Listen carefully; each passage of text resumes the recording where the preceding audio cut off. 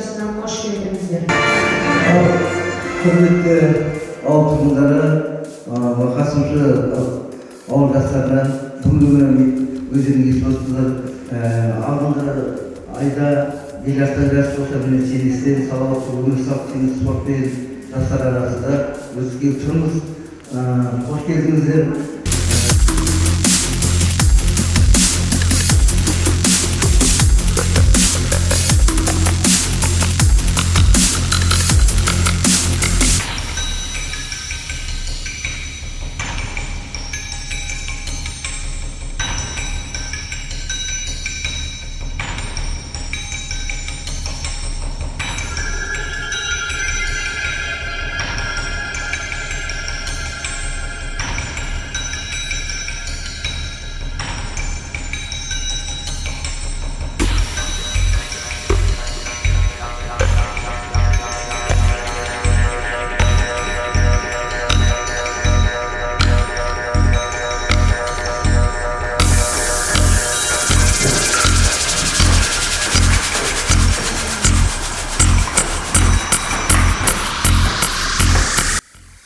Қадірменді спортшылар, спорт қоғамындағы жалпы мәдениеттің бір бөлігі адамның дене қабілеттерін дамыту мен денсаулықты нығайтуға бағытталған әлеуметтік қызметтің бір саласы.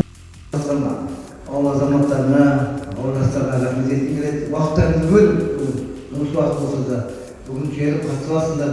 Міне жас балаларға үлгі ретінде спорттың артық кеші жоқ, көрдіңіздер ме? Спортпен қалай айналысасыздар? Ағайларымызға айтасыздар. Жеңістеріңіз құтты болсын. Осымен үстел теннисі жарысы аяқталды.